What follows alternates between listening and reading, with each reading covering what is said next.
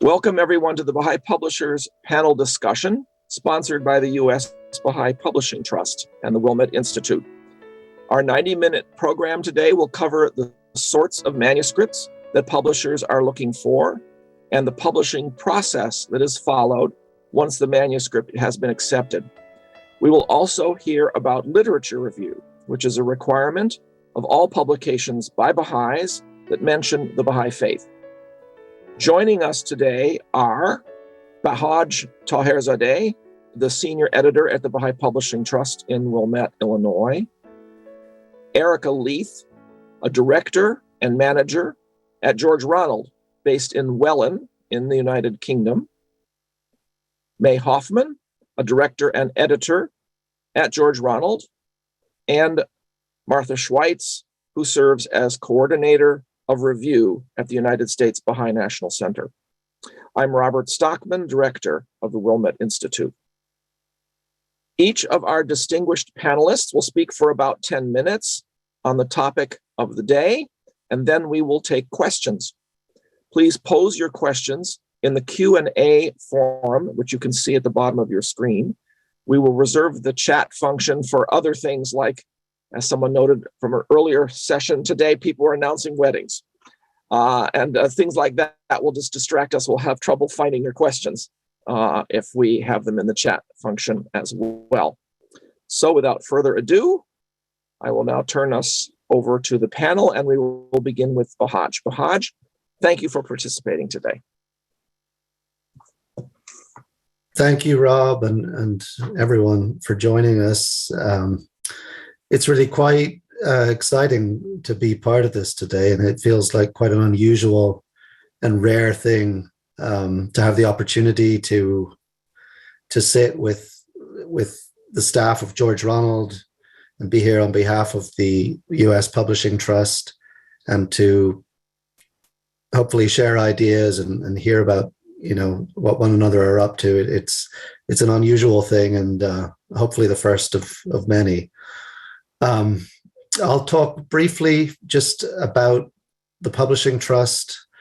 The Publishing Trust, of course, is the publishing arm of the National Spiritual Assembly and was established in 1955 under the direction of Shoghi Effendi. The Publishing Trust has its origins in earlier efforts than that, and the early Baha'is in the North American community at the time of Abdu'l-Baha really kind of put the wheels in motion in terms of beginning to publish Baha'i literature in this country. But the Publishing Trust has existed in its official form since the 50s. And so any Baha'i Publishing Trust has several responsibilities that maybe distinguish them from an independent publisher like George Ronald. I'll talk a little bit about that because maybe it's worth making that distinction. And our primary responsibility and function and purpose really is to sort of be a custodian for the sacred and authoritative texts of the Baha'i faith and to keep those in print. One of the interesting things about the US Publishing Trust is that the Guardian gave all of the copyrights of his translations of the sacred texts to the United States National Assembly. And so quite a lot of our time and resources and energy goes into keeping those sacred and authoritative texts in print, producing them in such a manner that's as befitting as possible of the sacred nature, but also making them as available and accessible and affordable as possible to the Baha'i community. So that is really our primary function. But as you likely know, we publish quite a wide range of literature by authors. The Publishing Trust has three publishing imprints that we publish our books on. So we have Baha'i Publishing, we have Bellwood Press, which caters to children and junior youth and youth. And then we also have an imprint called One Voice Press, which the National Assembly acquired a few years ago, which sort of offers an outlet less directly associated with the faith.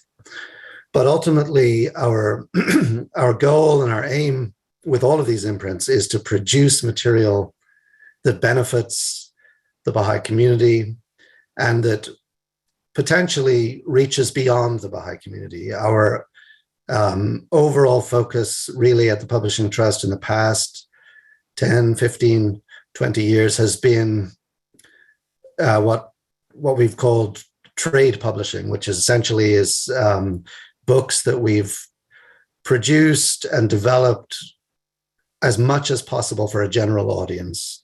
So these books are being marketed through the wider industry channels beyond the Baha'i community, and they're as much as possible developed and edited in such a way that they are accessible to people, regardless of whether or not they are Baha'is.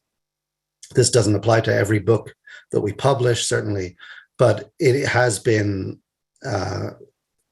it's taken a great deal of our focus in the last couple of decades to try to provide materials is in as accessible way as possible to the general public. So some of the categories of books that we publish would be histories and biographies related to the faith. Many of those would perhaps be primarily of interest to a Baha'i audience at this time, but not necessarily exclusively. We do introductory books about the faith. We do compilations on various themes.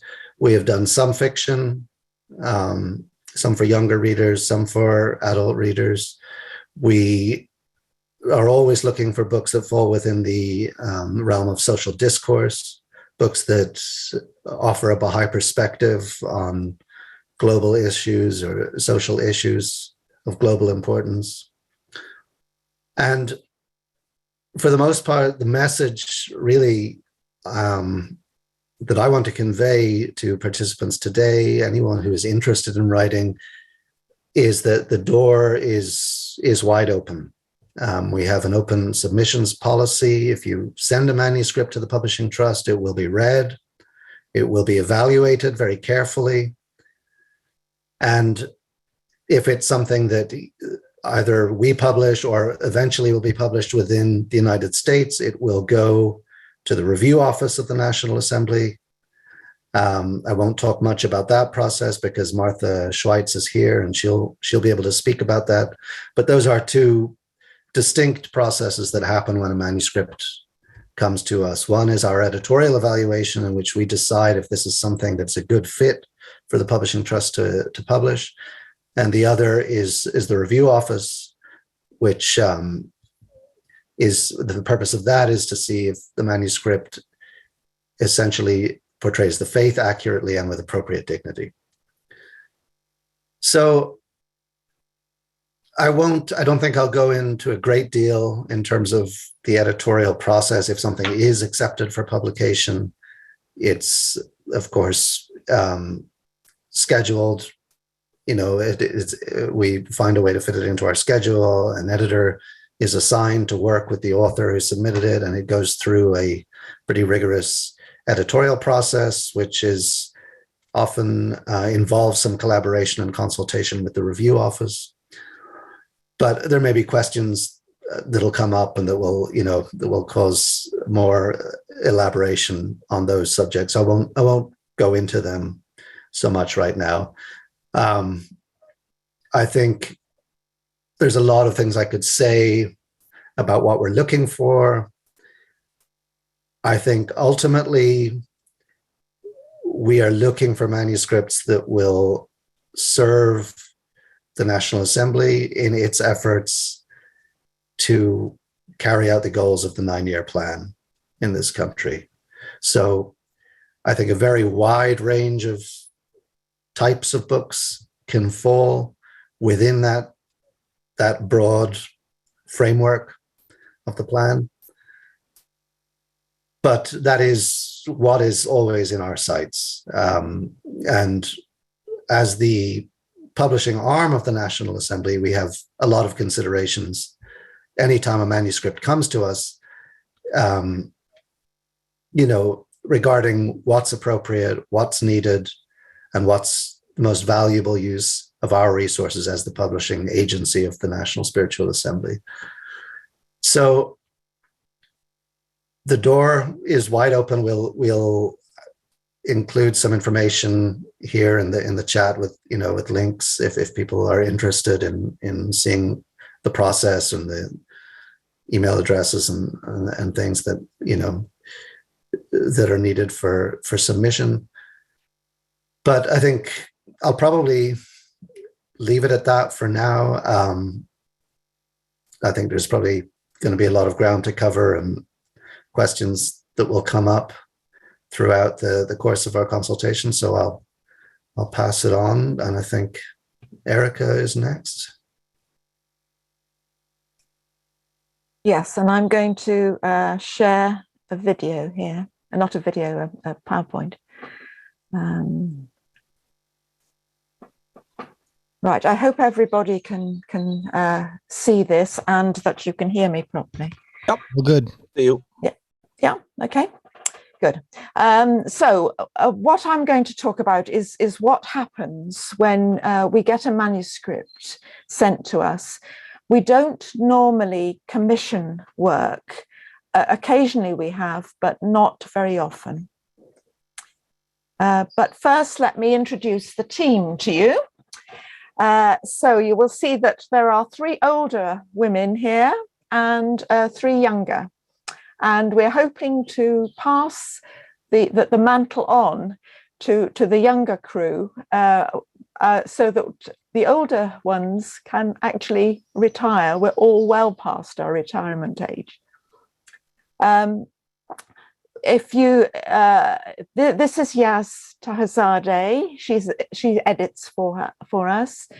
Harry Leith. She's my daughter, and she processes the orders. That's me. That's May, which you'll hear from her later. This is Carmel Moman, who is Wendy's daughter, and she does a lot of our promotion. So that's the team. So when somebody sends us a manuscript, what do we do? Do we accept it? Do we reject it? Or make no decision? If we reject, there may be some reasons for not accepting it. The first one could be that there's no Baha'i content. We don't publish anything that doesn't have Baha'i content in it. It's badly written. Yeah, we'll skate over that one. And it's too close in subject matter to another book. Occasionally we get 2 manuscripts that are almost are of the same material, and we can only publish one of them. Recently we had 2 translations of the same book. We could only choose one of them. Or the book, it may be too specialized. If we're only going to sell it to 6 people, this may not be the best use of our time. Sometimes we make no decision at all. So we might write to the author and say, please write more. You've only sent us half a book here. Please write less, because you've sent us 3 books dressed up as one book. Or we'll ask the author to rewrite a significant amount of the book. And at this point, we don't commit ourselves to publishing, although we would give information and advice to the authors. We are not going to commit ourselves. But if we like the manuscript and we want to publish it, then we set up an agreement with the author that we will publish it within a certain amount of time. And there are some things that we will do, some things that they will do. And we assign an editor to work on the manuscript. And hers is definitely the biggest job, and May will talk more perhaps about that later on. So what does an editor do? She checks for accuracy. She makes sure there's assumptions about the readers is consistent. So you would not, for a book that was aimed at Baha'is, you wouldn't go into great lengths to explain who Abdul-Baha was, for instance. The styles are consistent. So you need the author to be talking to with the same voice all the way through the book, not to children to start with and then PhD adults at the end. And we may suggest to the author or she may suggest to the author additions, deletions, amendments, and there is a lot of time spent going backwards and forwards. We do the copy editing at the same time, so our authors will be checking for spelling mistakes, grammar, punctuation, etc.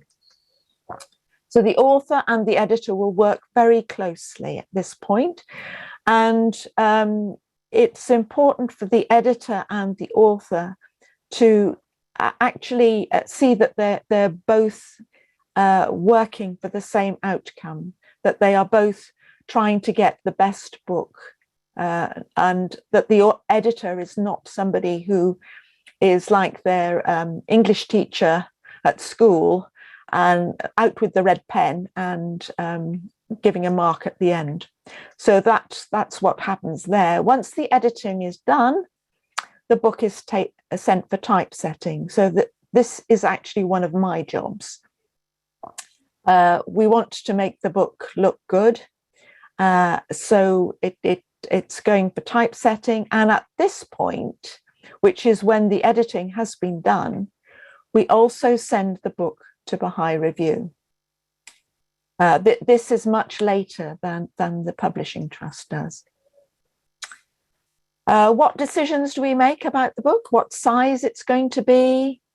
What typeface? How big the typeface is? Will it have pictures? If there are pictures, are they going to be drawn or are they photos?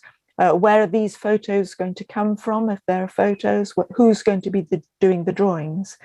Will it have an index? Some books really need an index, others just don't. How many to print? This is something that has changed over the years. 20, 30 years ago, we were doing far bigger print runs than we now do. Once the typesetting has been done, we will then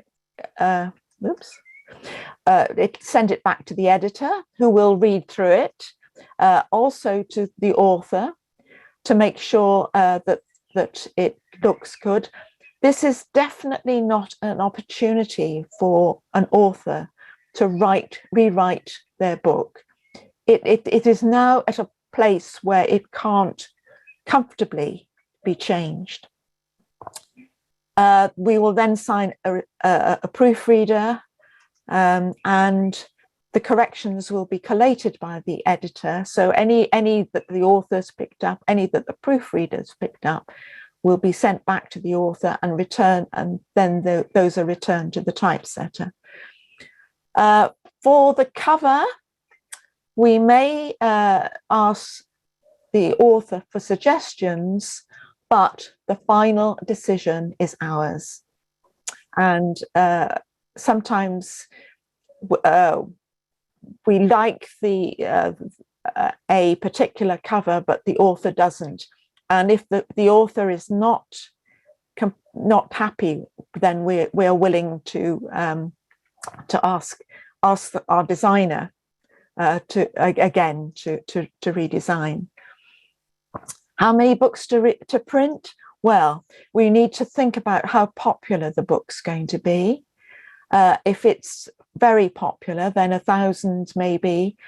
These days we do no more than 1,000. It's very unlikely that we'll do 1,000. We might do a digital print run of 500 copies, or we might go to print on demand, and more we're going to print on demand. it gives us the flexibility to see whether the book is going to flourish or not. And we also do an ebook. Most of our titles, not all of our titles.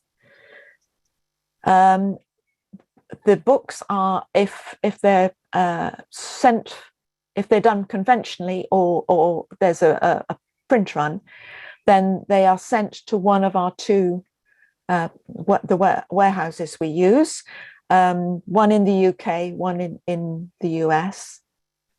And if they're print on demand, then they can be printed instantly in the UK, US, and Australia, and sent out to customers directly.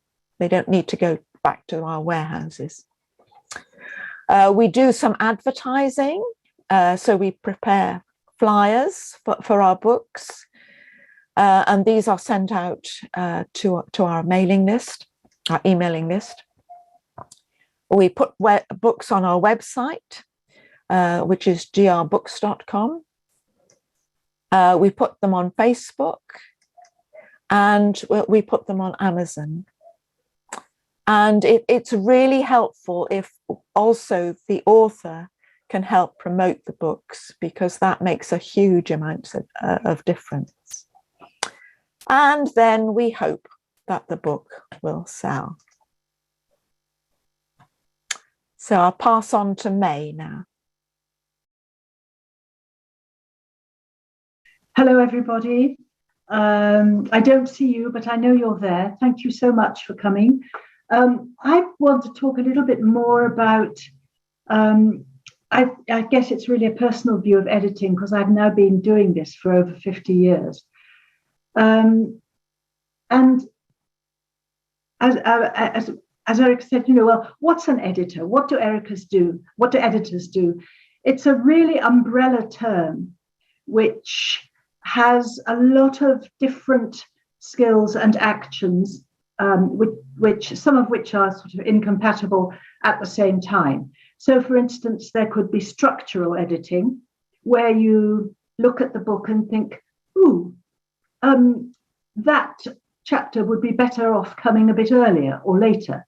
Or I wonder if, that's an interesting idea. Would the author be prepared to expand that somewhat? And then there's content editing, which definitely involves a lot of fact checking and making sure that what is said is accurate. And also then there is the question of wisdom. Is this a good thing to say now? And I don't know how many of you listened to Angelina Allen's presentation earlier, but I was so glad to see that she gave quite a lot of attention to a letter of the from the Universal House of Justice in August 2019, which talks about being truthful and accurate, but also with due regard for people, if you're writing a biography, for instance, or talking about somebody, their dignity and their privacy. There's a wonderful letter there if you can get hold of it. So the editor does all that kind of thing as well. And then, of course, there's, as it were, the housekeeping aspects, the copy editing, as Erica said. And there are whole books written about copy editing. George Ronald has a house style, which we try to apply. Now, what else am I looking at? Yes. So the editor does a variety of things. Very often we make the index too. We'll be working on the photographs. We may be writing captions for the photographs. We'll certainly be working out where the photographs should be placed in the book. There are conventions about this, that, for instance, you don't place a photograph before the text which describes it. There are all kinds of sort of little conventions like that. But coming on to another point is the idea of voice. For me particularly, that's extremely important. I mean, I cut my teeth, as it were, as an editor on Marzieh Gale's books, and then on Adib Taherzadeh's series, The Revelation of Baha'u'llah. And I do want to tell you just one thing that really helped me in this. A few years before I started working on those things, there was an international youth conference in, I think, 1971 in Salzburg, Austria. And I was on the program committee. Now, yes, I am very old, but at that time I was a youth. And one of the things the members of the program committee had to do, once you got the program done, was to actually herd people from the corridors into places where the lectures and the talks were being given. And on one occasion, I noticed that it was just after lunch and the afternoon session was due to begin. And there was hardly anybody in the lecture room. And I thought, well, where can they all be? And so I sort of went searching, because there are more than 1,000 people at that conference. And I found them in the dining room, packed, listening to Adib Taherzadeh telling stories about the early days of the faith, the believers in the time of Baha'u'llah. Well, of course, anybody who's read that series on the Revelation of Baha'u'llah knows that there are lots of those stories in there. And at one point, somebody said to me, don't let him get, sidelined with all those stories. He's writing about the tablets and writings of Baha'u'llah. And I thought, no, that is Adib's voice. The stories are really important. And one must preserve his voice. And ever since, one of my main concerns as an editor is to preserve the author's voice. That is that, as Erica said, I do not get out a red pencil and rewrite a sentence in the way that I might write it. That's not my job. What is my job is to make sure that that sentence or that paragraph or that chapter is coherent and consistent and does what the author wants it to do. Somebody once said, as an editor, whose side are you on? Are you on the author's side or are you on the reader's side? Well, really both. I'm definitely on the author's side and I'm definitely on the reader's side. And one of the most important things I find, and one of the great joys of being an editor of Baha'i books in this, because what we want to do is present and provide inspiring and authentic Baha'i books to readers that will lift them up.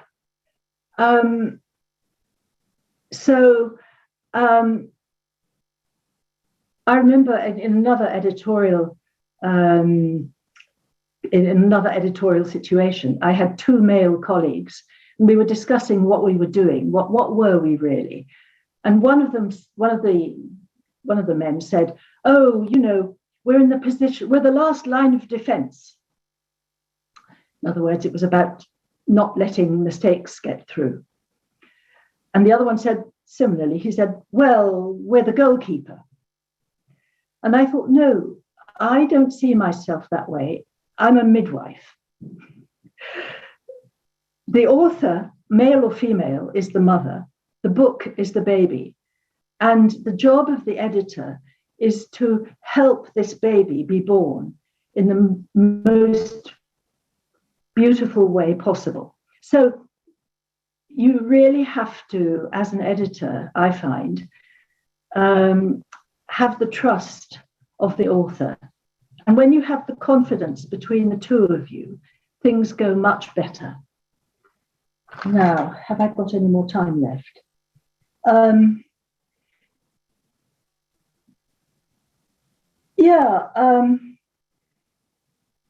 What kind of books are we looking for?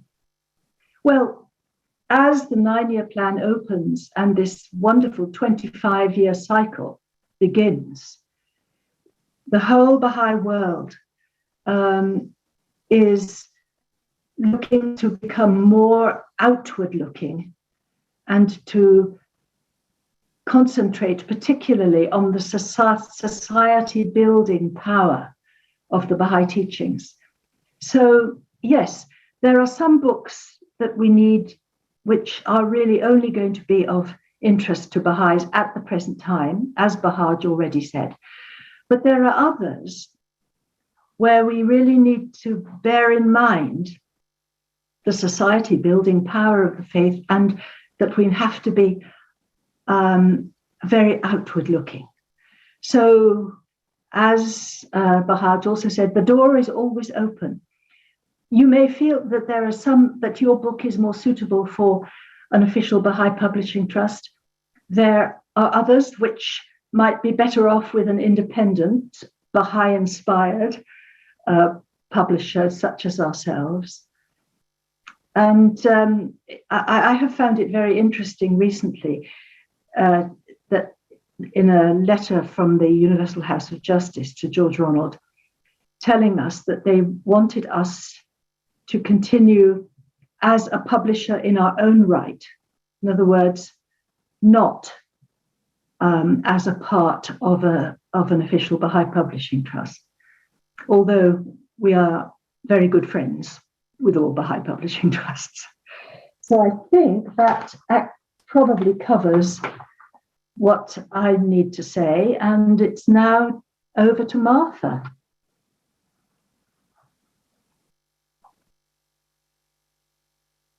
Thank you. Greetings, everybody. I'm here to give a brief overview of the review process as it is carried out in the United States. As you know, the guidance is, the same internationally, but there are, details in terms of the process and procedure that vary between countries. So as you know, and has been mentioned, there is a requirement in the faith for review of any work that is that is written by a Baha'i, that has specific Baha'i content, to be reviewed before it is published. This was a process initiated by Abdul Baha and continued by the Guardian and Abdul Baha, while the faith is still in its infancy and susceptible to being misunderstood by the public. So the House of Justice has continued it to date. They can remove that requirement whenever they deem appropriate. Boyd, we can start with the PowerPoint. Thank you. So I'd want to begin with this quote from the House of Justice. It's in response to a Baha'i Inquirer. This is a letter from 1988. The Inquirer was saying, well, now that the faith has emerged from obscurity, which the House had announced a few years earlier, isn't it time to remove the review requirement? And this is part of their response. You can see there's much more very moving language in the full version, which you see cited there. But let me just read this part. The faith is as yet in its infancy. Despite its emergence from obscurity, even now the vast majority of the human race remains ignorant of its existence. Moreover, the vast majority of its adherents are relatively new Baha'is. The change implied by this new stage in its evolution is that whereas heretofore this tender plant was protected in its obscurity from the attention of external elements, it has now become exposed. This exposure invites close observation, and that observation will eventually lead to opposition in various quarters. So far from adopting a carefree attitude, the community must be conscious of the necessity to present a correct view of itself and an accurate understanding of its purpose to a largely skeptical public. A greater effort, a greater care must now be exercised to ensure its protection against the malice of the ignorant and the unwisdom of its friends.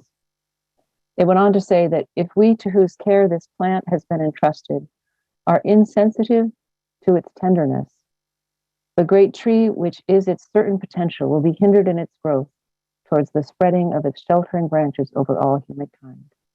Particularly must we be concerned about the effects of words, especially those put in print. It is here that Baha'i authors and publishers need to be attentive and exert rigorous discipline upon themselves, as well as abide by the requirements of review. So from there, I'm just going to explain some of the basic requirements of the review process. Boyd, it's not advancing for me. There we go. Thank you. Okay, so the purpose and criteria for review is that the faith must be presented accurately, in conformity with the teachings and with dignity. There's also a requirement of timeliness, as I think was alluded to. Something may be accurate, but if publishing it at this time would endanger the Baha'is in Iran, for example, it clearly should not be published. The authors are invited, more than welcome, and should be publishing their own views and understandings of the teachings. It's just that those opinions and views need to be clearly separated from the writings. It needs to be clear when it's opinion and when it is an explicit teaching that is being cited. Review does not concern with proofreading all Baha'i quotes. Reviewers, of course, check anything that seems off will be brought to attention. We'll do a spot check, but it is the author and the publisher's responsibility to proofread all Baha'i quotes and make sure they're completely accurate. Review is also not concerned with the literary merit or style of a work, its marketability, or general copy editing. Reviewers sometimes will go beyond that and offer comments on how to improve the work in general, or even on the content that is not specifically about the faith. If they do, it's merely as suggestions. Authors often appreciate that, but it's certainly not part of review. What needs to be reviewed are any works that have specific Baha'i content. That can mean quotes, explicit references to the teachings, essential figures, history, community life. If it is only a passing reference to the faith or describing Baha'i principles, but not expressly identifying them with the faith, then there's really nothing to review because the book is not, in the eyes of a reader, representing the faith at all. As for online materials, things which are informal on social media, blogs, YouTube, personal websites, those are not subject to review. However, if something rises to a higher level of formality, such as an ebook or a journal with institutional sponsorship, be it Baha'i or other, then that does need to be reviewed.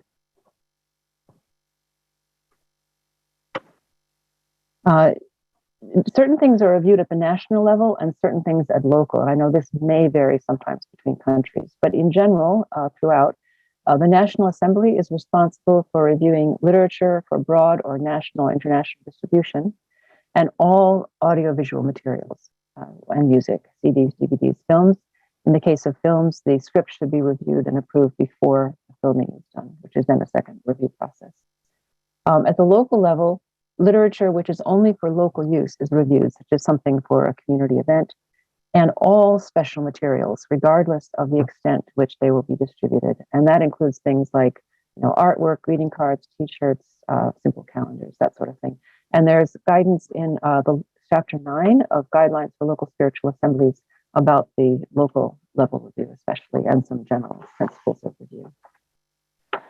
As for which country reviews an item, this is not always obvious at the beginning because an author may not know where their book is going to end up getting published. But if it will be published by a publishing company, then it should be reviewed by the National Assembly in whose jurisdiction that work will first be published. And it should be reviewed before it's submitted to the publisher, unless it's the Baha'i Publishing Trust or a Baha'i-owned publisher, in which case review and evaluation by the publisher can happen at the same time. For self-published works, an author should send the manuscript to their own National Spiritual Assembly where they reside. And again, it should be published, reviewed before it is published or submitted to a self-publishing service. If it's not clear where to submit something, contact the review office in your country and it can be discussed.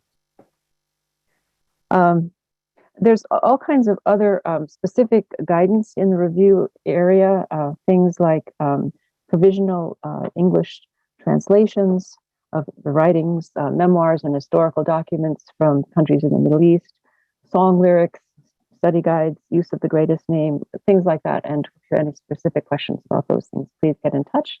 The email address here is review@usbnc.org.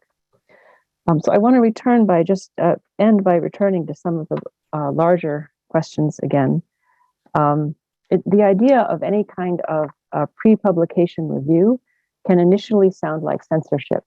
And like a lot of other things in the faith, it's one of those things that we really need to take a very close and deep look at what it is we're really talking about before we, transpose concepts from one context into another, which might be very different. So let me show you a couple of quotes where the House of Justice has directly responded to this question, which of course has come up. They wrote, if the question of review is raised by non-Baha'i academics, let the Baha'i academics say that this is an early stage. In this early stage, the development of the faith, this is a species of peer review which they welcome, since it is primarily among their fellow Baha'is that they would find at this time those who would have sufficiently wide and deep understanding of the faith and its teachings to raise issues of importance which they would want to consider before publication. This also brings up the question of how much do Baha'i authors rely on each other? And, academics and some other authors are used to doing this, but in my experience, most Baha'i authors are not. And so the first time any Baha'i has really seriously read their work is when they submit it to the review office. And if Baha'i authors got into a habit of relying on each other to give both frank and loving, in the spirit of consultation, feedback on their work, there could be a lot less reliance on the review office, and it would surely improve not only the accuracy, but the quality and the content of works. Here's another response from the House to a similar question. Given the long history and overwhelming current examples of oppression in the world, it is not surprising that in a country like the United States, which upholds freedom of speech as a cardinal principle, the non-Baha'i collaborator in a filmmaking project, such as you have described, would be concerned about any perceived or misperceived notion of censorship.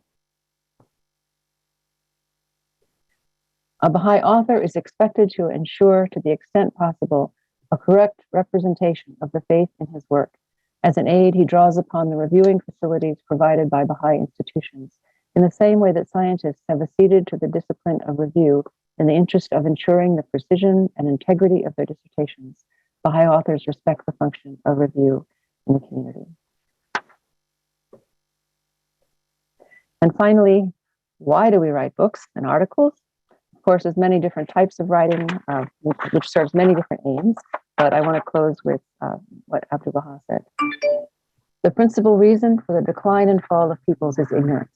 Today, the mass of the people are uninformed even as to ordinary affairs. How much less do they grasp the core of the important problems and complex needs of the time? It is therefore urgent that beneficial articles and books be written, clearly and definitely establishing what the present-day requirements of the people are, and what will conduce to the happiness and advancement of society. The publication of high thoughts is the dynamic power in the arteries of life. It is the very soul of the world. So thank you, and I look forward to your questions. If anyone is interested in serving as a volunteer reviewer, by all means, please email the office at review@usbnc.org. Thank you. Back to Rob. Thank you so much, Martha, and thank you so much to all of our panelists. Your discipline in timing is quite remarkable. The four of you averaged 10.5 minutes each, very close to the 10 minutes we were aiming for. So if you all could put your cameras back on, we can now have the question and answer, and we have 17 items in the Q&A, I'm glad to say, plus various things in the chat, which are often thank yous.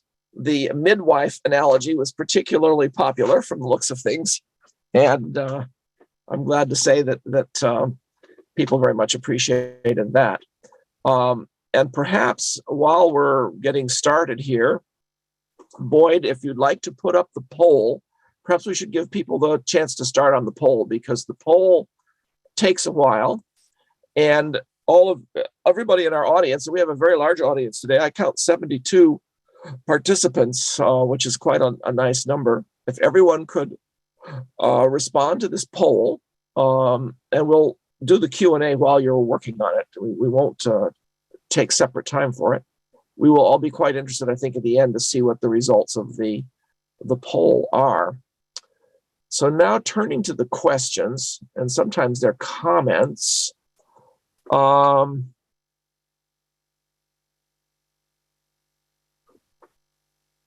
trying to find, that's just a comment.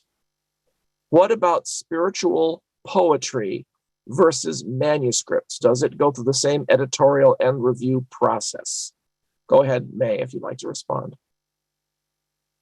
So briefly, yes, it does. Everything that has Baha'i content goes to review. So how do you review poetry? Well, I guess Martha would have something to say about this, but I would think in the same way that anything else is reviewed.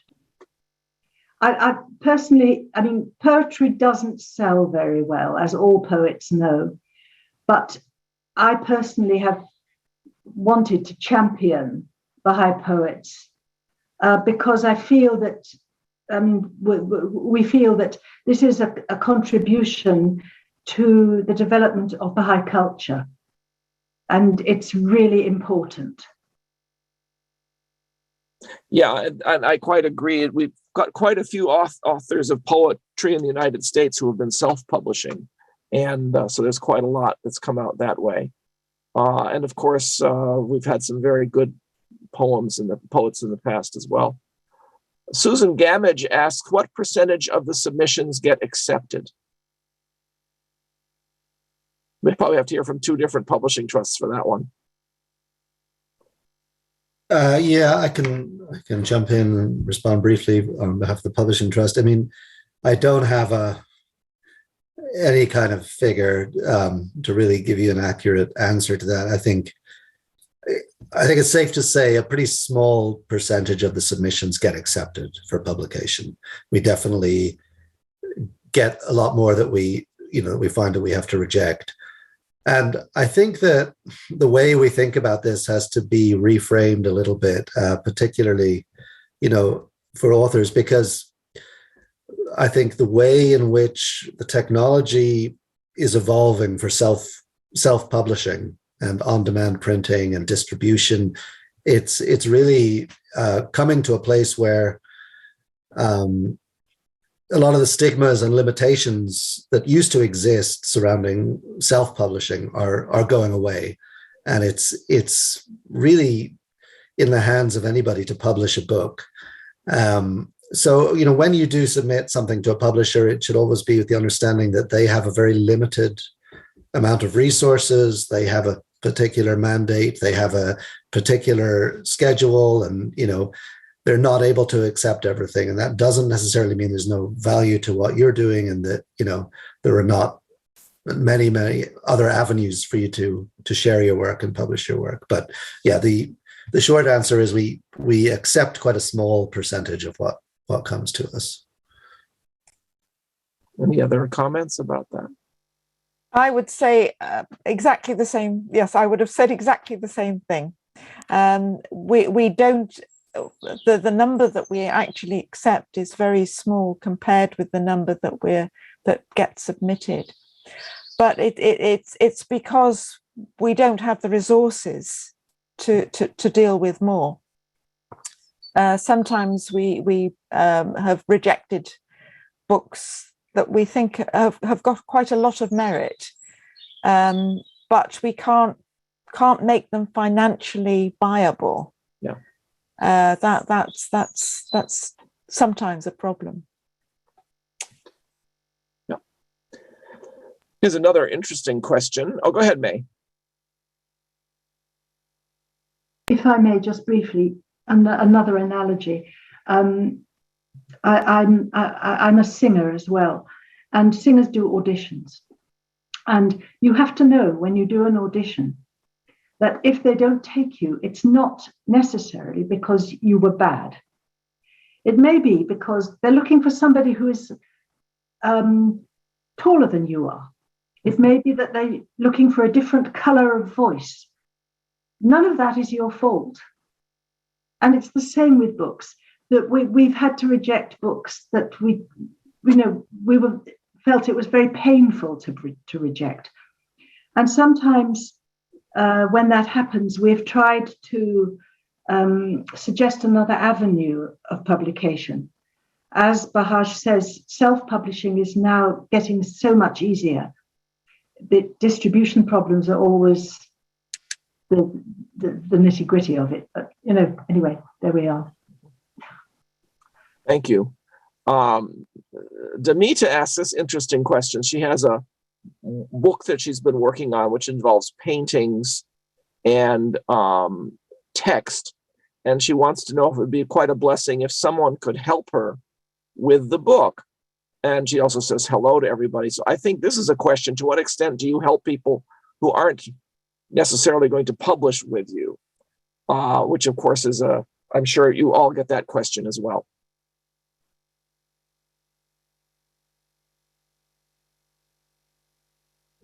Well, yeah, we can't always offer as much feedback as we'd like to with a project. If a project comes to us that's not a good fit, which I can't speak specifically to this project. I don't know if it would be or not, but we would, anything that's submitted to us gets very careful consideration and evaluation. And if it is something that we think we can work on but needs work, similarly to what Erica had said earlier, we try to offer some feedback and direction and suggestions, and even at times suggest potential collaborations with other authors and things like that. But we can't always provide as much feedback as we would like.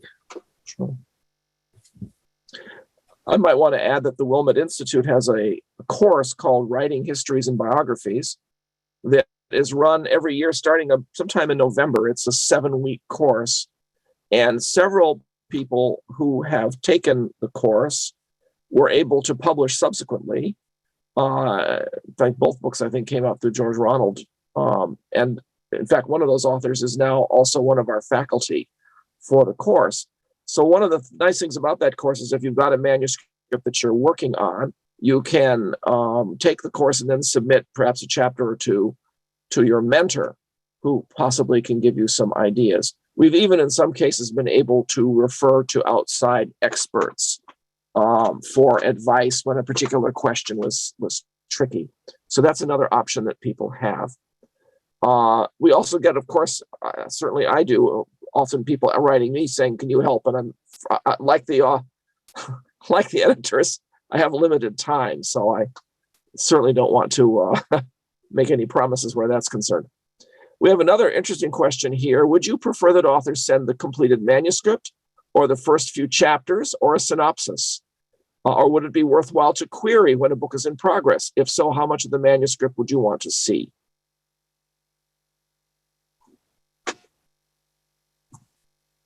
We definitely would prefer to see a complete manuscript. If they can give us a synopsis of the manuscript as well, that would be really helpful. We don't usually, it would be very unusual for us to commit ourselves to publishing something before we've seen the entire book, because we can't be sure that, chapter 15 after chapter 6 is going to be any good. But certainly, yes, we like to see the entire manuscript. Yeah, I would give a very, very similar answer to the Publishing Trust. We're the same. We're open to looking at proposals, and we'll try to give some feedback, but rarely make a decision without seeing a full manuscript. There would be, I entirely agree, except that just sometimes we might get wind of, or somebody might write to us and saying, I'm writing a biography of so-and-so, and the so-and-so is somebody that we feel the Baha'i world really needs to know about. In which case we would write back and say, oh yes, please go on, and let us see it when you finished it. Sure. Well, we possibly have an example of that right now with an email from Mariam mentioning that she's working on a biography of her father, who was the first Somali Baha'i. And she goes on and talks a little bit more about that and says that she needs a lot of assistance. And are there any possibilities for help finding co-authors and researchers? And to what extent are publishers able to help where that's concerned? Well, I wonder if the Wilmette Institute course you mentioned would be a good resource for that, Rob. Yeah, I think that's true. I think she was in it, in fact. Or, as Martha suggested, I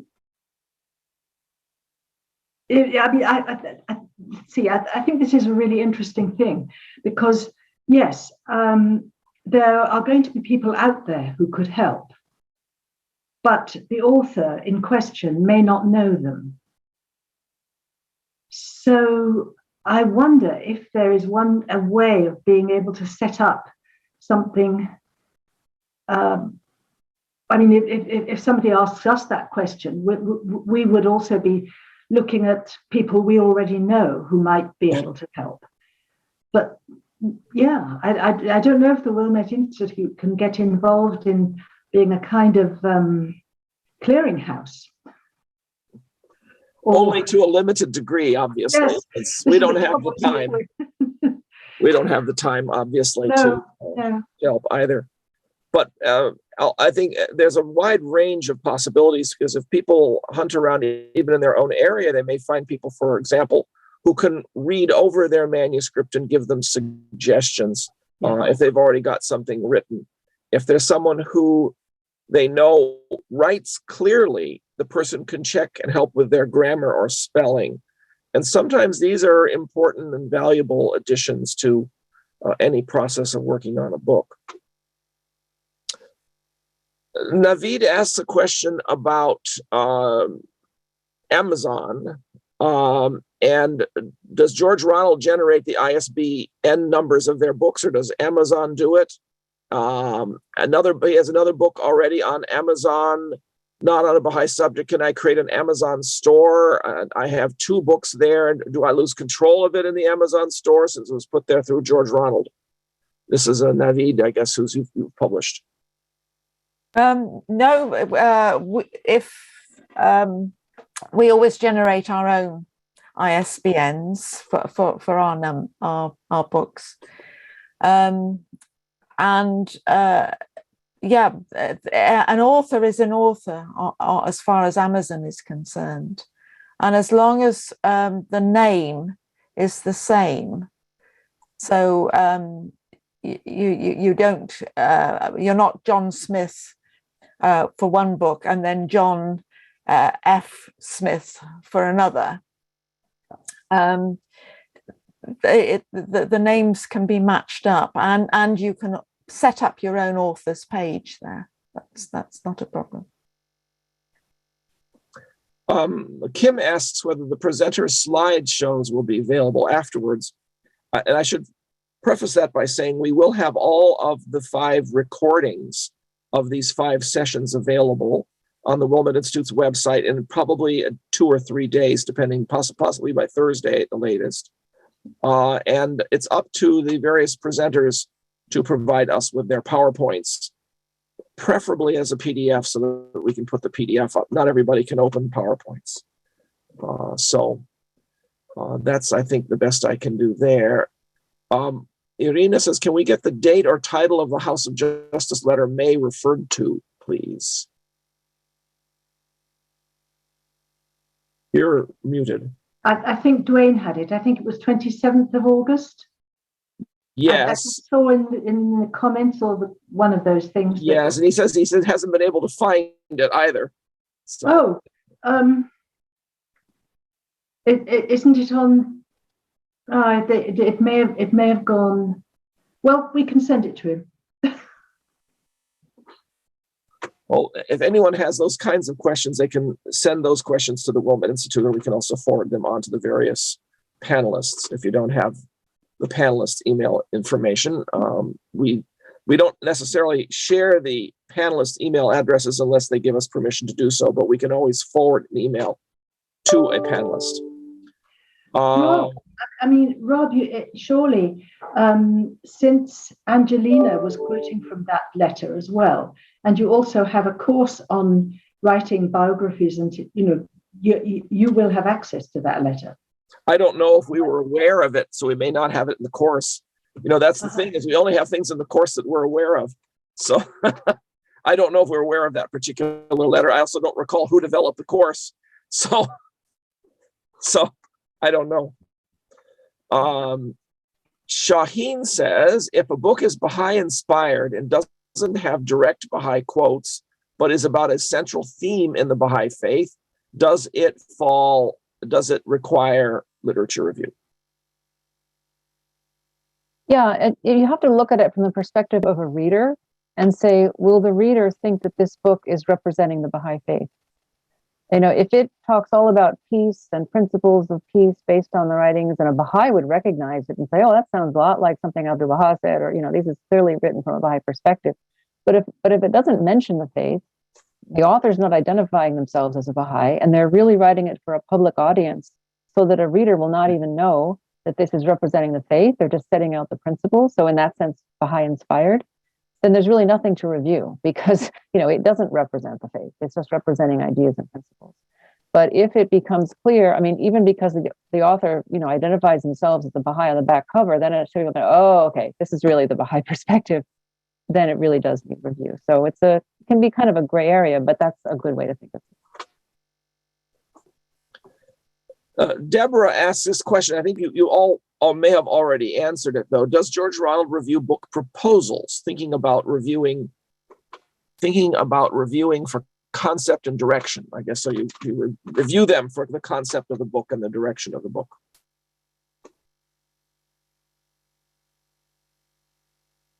There's no reason why we couldn't, except lack of time. I mean, George Ronald, although you saw 6 people up there on Erica's PowerPoint, in terms of, shall we say, man hours, we actually have about 1.5 people. Yeah. So, it's amazing. You get as much done as you do, really.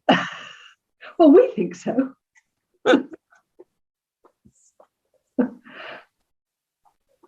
So we have an anonymous editor asking, how does someone like May address her process with poetry? What is the process of editing or reviewing, I guess in this case, editing poetry? Yes. Well,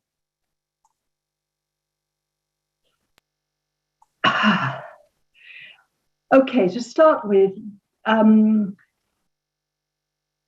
we don't publish much poetry, although, as I have said, we really would, you know, we think that anything to do with the arts really needs to be encouraged. And, you know, since poetry is something that is on a page and can then be recited, you know, that, yeah. So the way I approach it is to read it, to think, and to read it with a musical ear, if possible. You know, The Guardian used to read his sentences aloud, Ruhir Khanum used to say. We know this from The Priceless Pearl. He used to read his books aloud to see. And poetry, you know, it's not just the intellectual content of poetry, it's the nobility of the words and their ability to instill a sense of joy, a sense of rightness. That's the kind of thing that I'm looking for. It's a fascinating answer. Rosemary asked this very interesting question. What about a romance/love story with perhaps a Baha'i woman and a non-Baha'i man? Maybe something like the Amish romance novels that Harlequin publishes.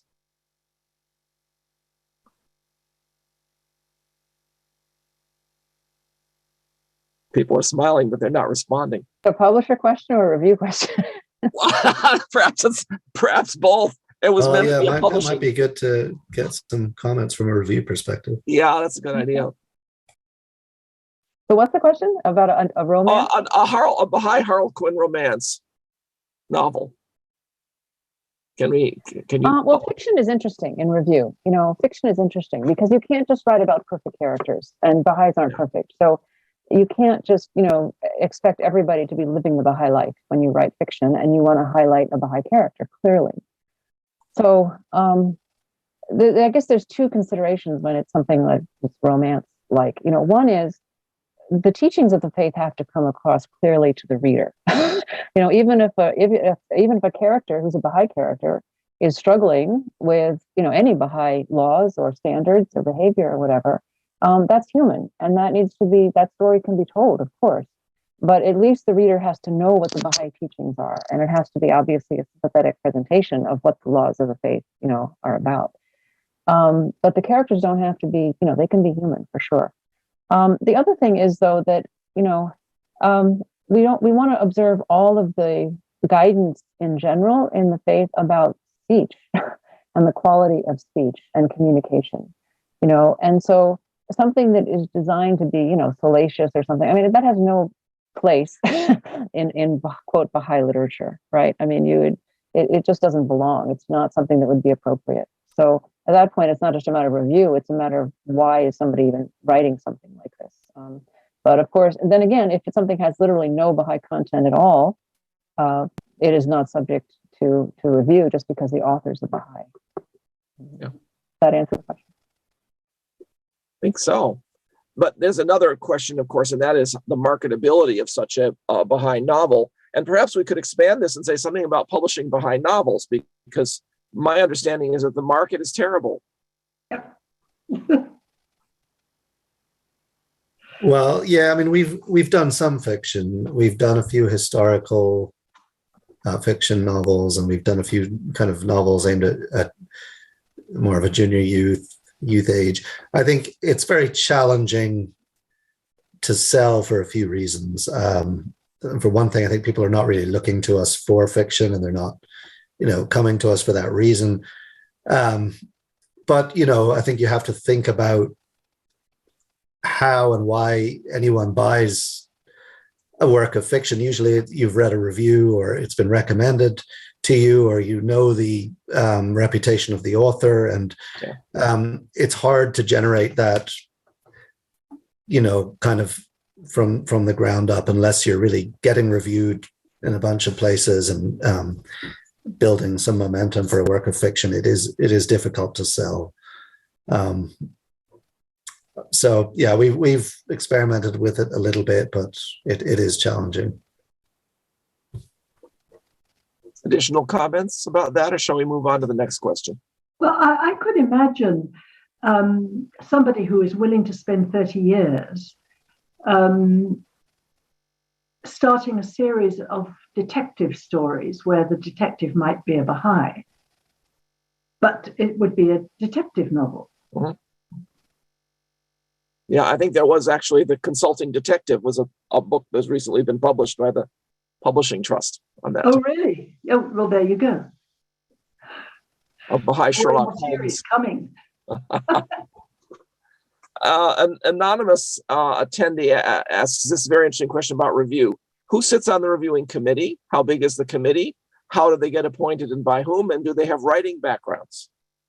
So here's a chance to hear about the US situation. Perhaps we should hear about the UK situation as well after Martha. Sure. No, it's a good chance to explain because it is different in the two countries. In the US, there's not a committee, there's an office in which I serve as the coordinator of review. The other reviewers are volunteers from the Baha'i community. Most typically, they are authors who themselves have had books reviewed.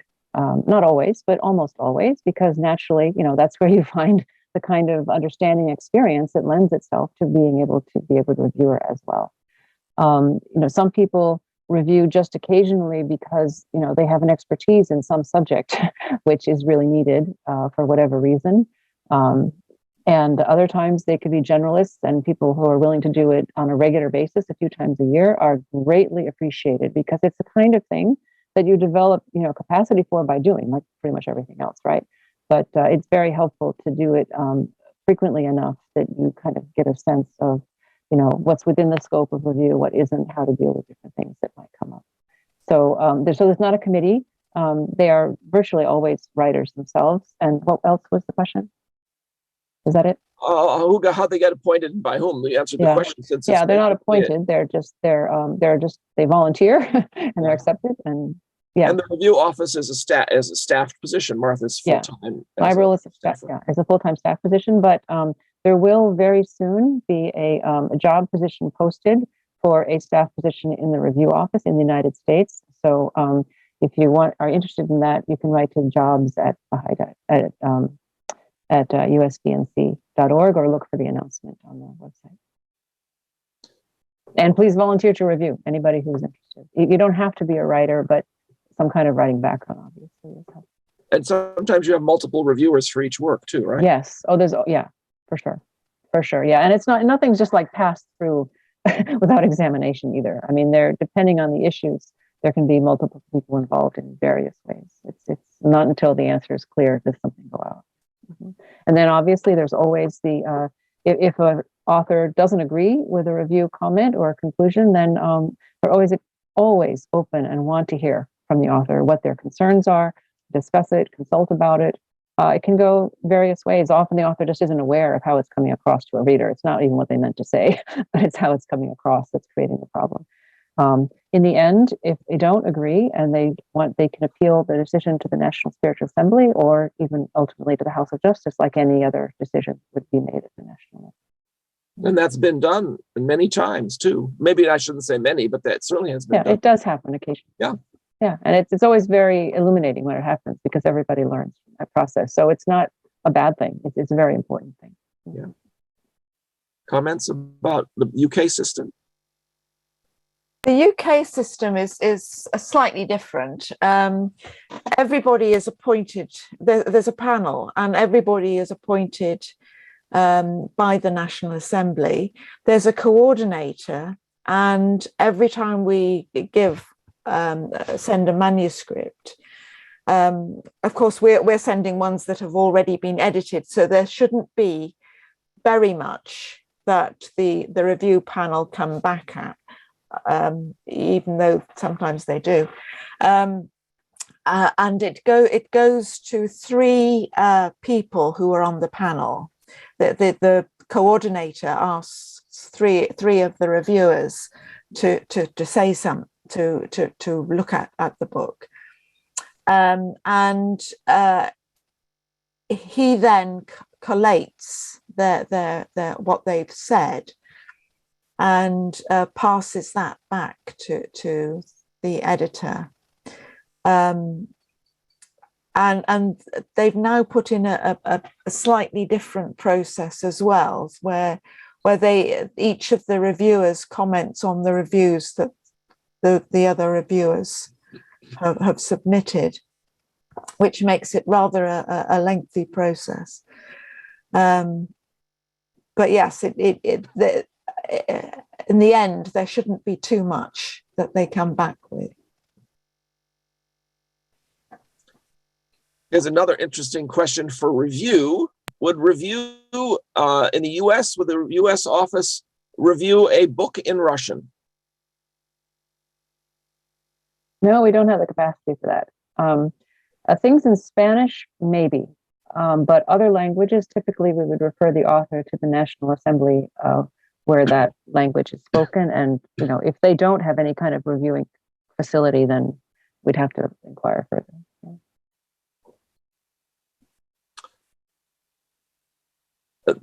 Kim says, my children's book has been accepted by the reviewing committee and I would now like to send it to the Baha'i Publishing Trust. Is there a person there to whom I should address it?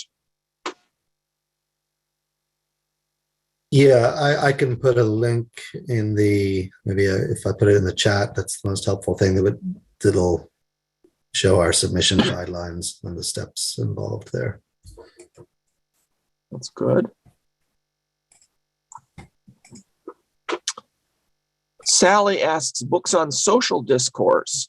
Are there some examples of titles? And are these part of the One Voice Press series? Sorry, this is about books on social discourse. Social discourse, asking for examples of some titles, and are they part of the One Voice Press series, I guess. Okay. Well, I mean, it's a category of book that we're definitely interested in. One Voice Press is just one of the publishing imprints that the Publishing Trust sort of operates now. It was actually the name of a small independent Baha'i publisher that no longer is active, and they sort of passed their titles and their name along to the Publishing Trust a few years ago. It's not necessarily exclusively for those types of books. It's an imprint that we can use if there's a book where it makes sense to have a less direct association with the faith in terms of the imprint name. But really, anything that comes to us, we'll consider, whatever the best course of action is as far as the imprints. It's not. Right. Here's another interesting question. Who provides the illustrations for a book? Well, for us, it depends. Sometimes we get submissions that have both text and illustrations. And then there are others where we have contracted a solicitor, an illustrator. We've accepted something just based on the strength of the text, and we've contracted and paid for illustrations. But that is a good question, because it can be quite a challenging and expensive prospect to contract an illustrator. So sometimes if something comes to us with illustrations, it might have more of a chance if it fits the profile of what we're looking for. For us, yes. I mean, sometimes we get books where an author has already got an illustrator in mind, and sometimes not. And I mean, again, illustrators are artists and should be encouraged, and they should be able to earn a living from what they do as well. So as Bahhaj says, it can be expensive. But I think if whoever asked that question wants to look at the presentation that was given on children's books, there's quite a lot about illustrations in there. Yes. When you put it up. Yes, that's a good idea. That the children's book, there was one entire person, Elahe Bose, as one of the presenters, who spoke about how she illustrated books. And I believe even the other presenter spoke about the whole question of various illustrators that she'd worked with. Yeah. Sally also asked this very interesting question. Might an author be able to have a few books for a local signing?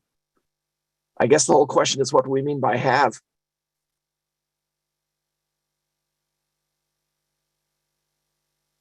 Yeah, I mean, the Publishing Trust does provide some complimentary copies to authors, but they also, the distribution service will work with an author to try to make sure that books are available for events. That's something that would be coordinated. And as an author, I can say you can get a discount to get your own copies of your book, and then you can sell them at the cover price if you want to, or just discount them onto the people signing them too. Erica, do you want to talk to that? Yeah, we give a discount to our authors, and if they want to buy copies from us at their discounted price and take them off to something, then that's fine. A lot of them, just recently, We had a conference here, and one of our authors was signing books. In fact, at that point, we were selling the books rather than he was. But for other authors, where they've said, "Well, I'd like to go to this conference and sell my book," and we're quite happy, provided there's not a bookseller at the conference. If there's a bookseller at the conference, then we would make an arrangement for the author to sell through that bookseller. If there wasn't, then we're happy to give the author a discount so that they can have a stash of the books, and they can pay for the books through their royalties. So the cost of the books might be set against their royalties, rather than having to put money up front. Joyce asks, will the Baha'i Publishing Trust, and I suppose this was true of George Ronald as well, consider local histories of Baha'i communities, or is the audience too small to warrant using those resources? We're certainly open to receiving those manuscripts and evaluating and consulting on them. And it could be that the decision would be that the focus is too local or narrow for the publishing trust to publish it, or it could be, and there could be an exceptional reason that the publishing trust would publish it. It would really depend on the manuscript.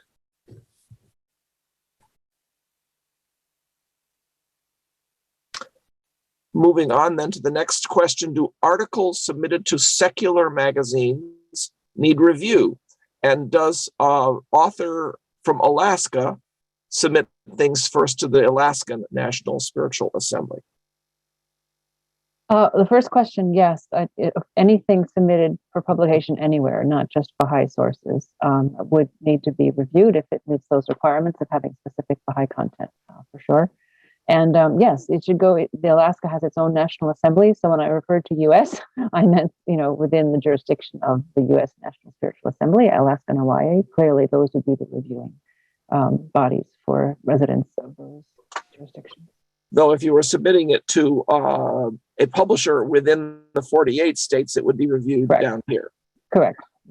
Yeah. But if it's self-published, it should go to your own National Assembly. Right. If the content is not timely in terms of the political situation in Iran, what does one do? Wait for a regime change? I guess so. I mean, we have to be very careful about things that are written concerning, Iran, the Middle East, Israel, to some extent, right? So those questions, if the review office isn't equipped to know what might or might not create a danger for the Baha'is or be inappropriate for a Baha'i to publish for safety purposes, it will get guidance from the Office of Public Affairs or, the National Assembly or the World Center or whatever. I mean, those are particularly sensitive issues sometimes. Exactly. We have sometimes written to the World Center about such questions. And I think we still have a manuscript, which was absolutely fascinating. I see Erica nodding. The one about the House of Baha'u'llah in Iraq. Oh, yeah. Which the House of Justice did not want us to publish at that time, and I suppose not at this time either. Yeah.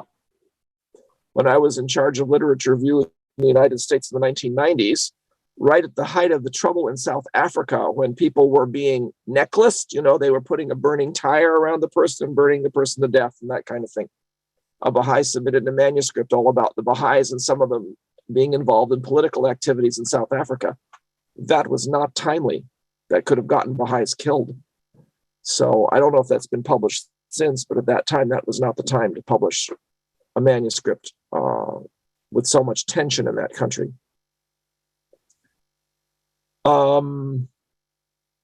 Mary says, what percentage of children's picture book submissions do you accept and produce, as they tend to be more costly with illustrations?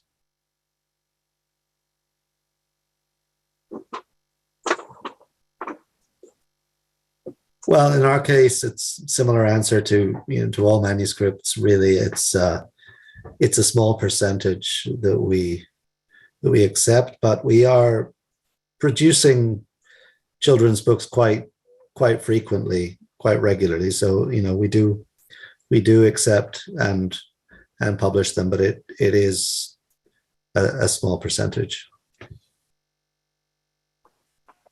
I think that's pretty much the answer as before.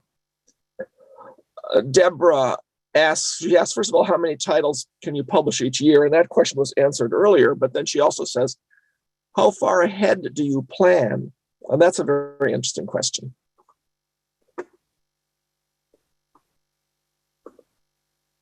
Well, yeah, in recent years, the Publishing Trust has produced, I think, like about 15 to 18 new titles a year. How far ahead do we plan is an interesting question. There's always plans. There's always looking ahead a year, 2 years. We always have projects kind of mapped out and goals in mind. But then, we also get, as the Publishing Trust, we'll be deep in the work on a couple of projects, and then suddenly we'll get a manuscript from the World Center that we have to produce and turn around into a book as soon as possible. And the plans are always very flexible and constantly changing. But the idea is to always be forward looking. Erica, is that one for you?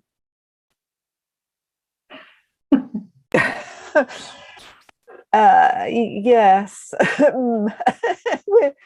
we publish, well, we have up till now published 8 titles a year. And it usually takes us about 2 years from the time that we get a manuscript that we like to the time that we've got finished books. Some of that time could be spent in a queue, and it depends. Again, if we get, as we have done sometimes, a manuscript that seems absolutely timely, and we cannot wait to publish it in its own sequence, then we will pull it forward. But we're on the whole, we're not really driven by plans, and I think it wasn't you, was it? It was somebody else who said that what were our plans? Well, just to say in business is as much of a plan as we have. And now, because as May said, we thought that we were closing down, and the House had said no, please don't. We're having to regroup, and so we're still planning the planning, basically. Yeah, so we're not sure where we're going from here. We have a lot of questions, and we're already at the bottom of the hour, so I don't think we can take very many more. Though I must say our audience has held up pretty well, which also surprises me. Sally says, does the author retain the copyright?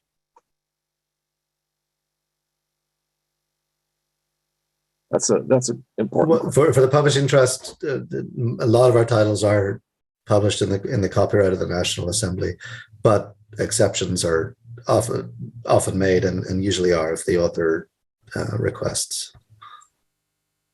Yes, in our case, the author always obtains, keeps the copyright, but our agreement stipulates that the author gives George Ronald the rights to publish the book and to negotiate other rights, other language editions, or shall we say coffee mugs, t-shirts and film rights, etc., and electronic rights, so that and then the author gets royalties, of course, and for each of those. We like to keep the administration of language rights with us in order to partly to avoid confusion, because you don't want the author to have sort of given, for instance, the Spanish rights to a Latin American publisher when we might already have given them or had interest from, say, Spain. You can get into a mess that way. So we like to handle the rights ourselves. William asks a long question about educational materials and texts for training institutes and for branch courses and such. Will publishing trusts and Baha'i-oriented publishers be involved in publishing educational texts and materials for branch courses and other specific educational needs? And how will this need be addressed and developed? I'm not sure if that refers specifically to the training institute. I mean, to the Ruhi materials, which the publishing trust is not involved in developing or publishing. I mean, we are a distributor to some extent, but that's not something that's directed by the publishing trust.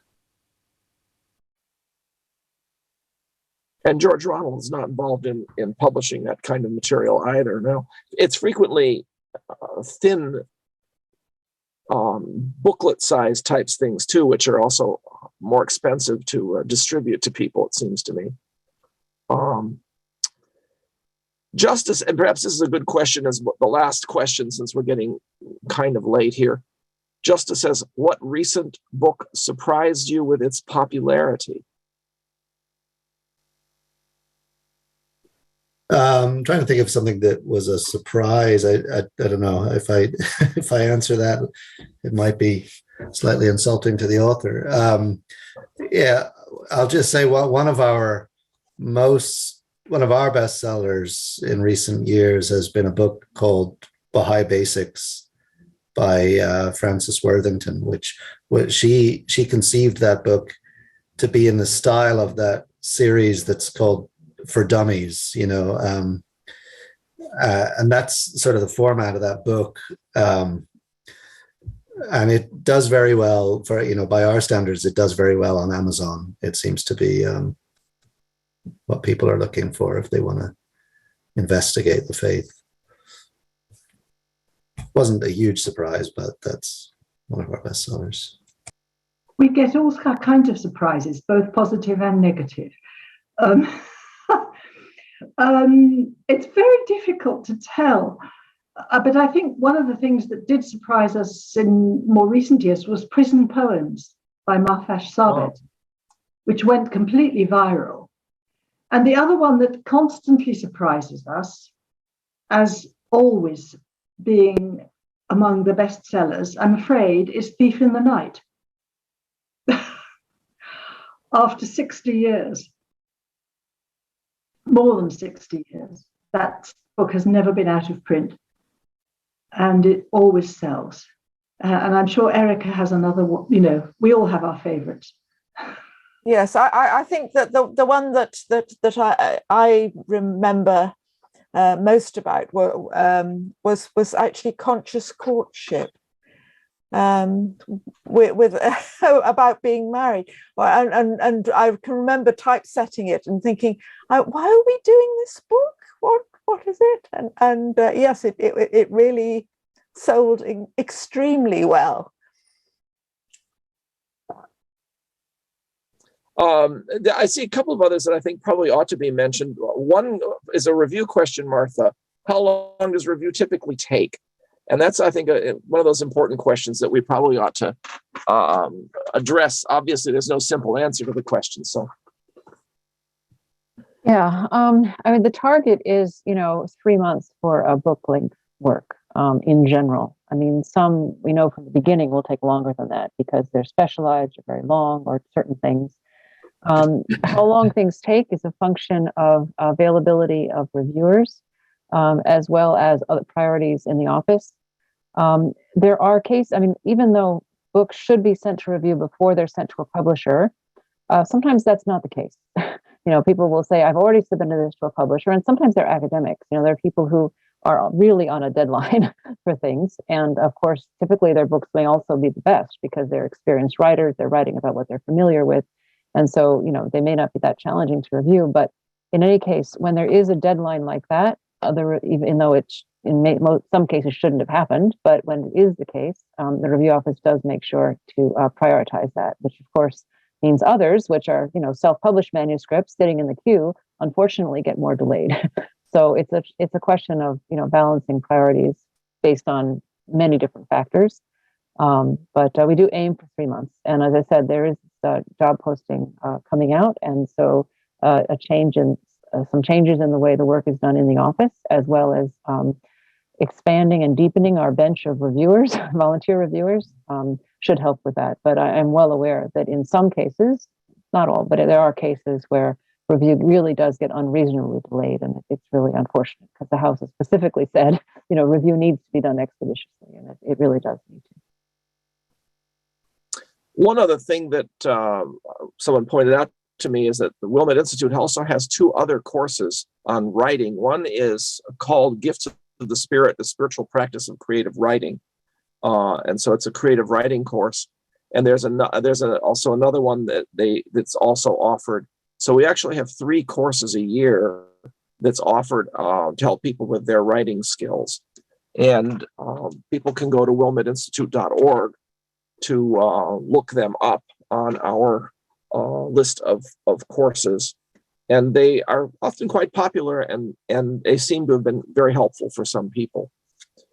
I think at this point, we should probably wrap up our program today.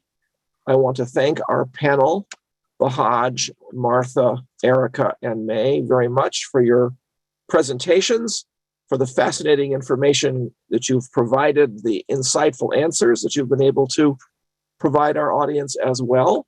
And I want to thank the audience so much for your patience as this went so long. And I hope you all enjoyed it. And thank you also for the Bahá'í Publishing Trust for planning this entire series of 5 webinars on Saturday and Sunday. We hope to be able to do something like that again. I should mention that the Wilmette Institute has a web talk next Sunday at 2:00 Eastern Time with Nadema Agard talking about the divine feminine from an indigenous perspective.